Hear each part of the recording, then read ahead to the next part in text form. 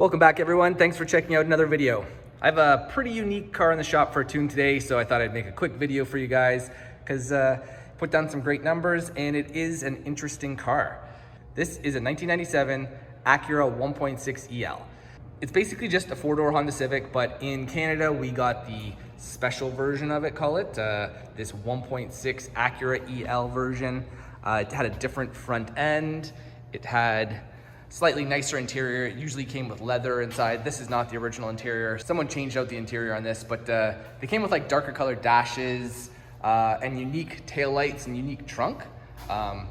These were kind of cool cars. Basically just an interesting take on the four-door or the sedan version of the Honda Civic. But this car is kind of cool. It does have a K-swap. It does have a turbo kit.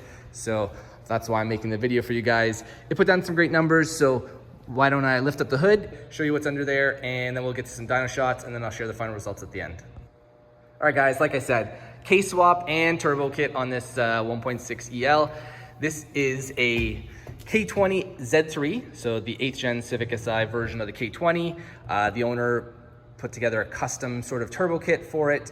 I'll list off some of the pieces of the turbo kit for you guys. So it is a Sidewinder style turbo manifold. The turbo manifold and the downpipe were originally done by a local shop in Toronto called Centerline. They do some really nice work. They made this custom Sidewinder turbo manifold and the downpipe. It is a 3-inch downpipe into a custom 3-inch exhaust on this setup.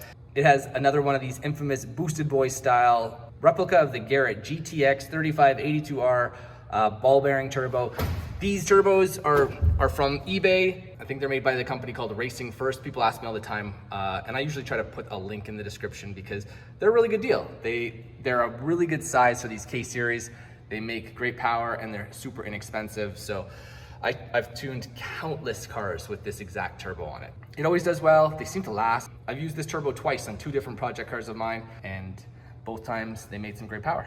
Charge piping, 2.5-inch charge piping, 70 mil throttle body, the original RBC intake manifold, 1000cc injectors. It has an AEM 340 fuel pump in the tank, Hondata 4-bar map sensor.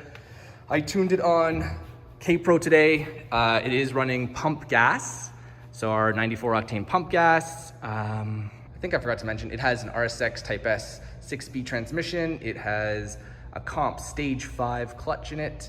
I think that's probably about it for it. So why don't we cut to the shots of the dyno pulls, and then I'll share with you what it made today.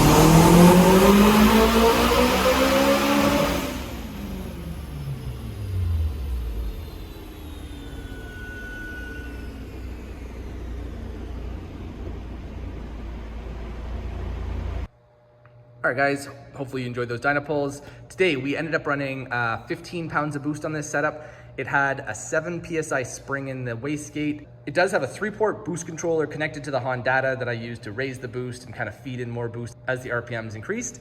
So yeah, we ran a max of 15 pounds of boost today. Up on the screen, I have the final results. Don't worry about how the torque dips down. Sometimes the Dynojet does not pick up RPM signal properly, and then you lose a torque reading, so that's why it's showing speed, because it didn't calculate RPM right. But it has nothing to do with the tune, it's just the way the Dynojet picks up RPM signals, and some cars it's hard to get a good clean signal from. So today it made 463 horse, 304 foot-pounds torque, right before it lost its signal there. But yeah, great numbers. I was hoping we would make 500 today, but we ran out of spring pressure and we ran out of like duty cycle for the 3-port boost solenoid.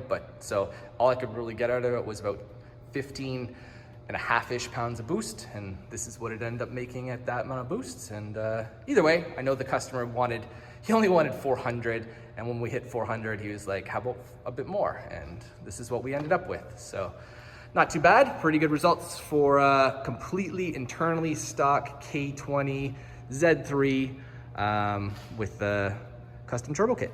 So anyways, that's about it for this video, guys. Hopefully you've enjoyed it. Let me know what you think in the comments, and like always, if you liked the video, do me a favor, hit the like button. If you haven't already, consider subscribing, and I will continue to keep making these videos for you guys. So thanks again for watching, and I will see you again soon. Bye now.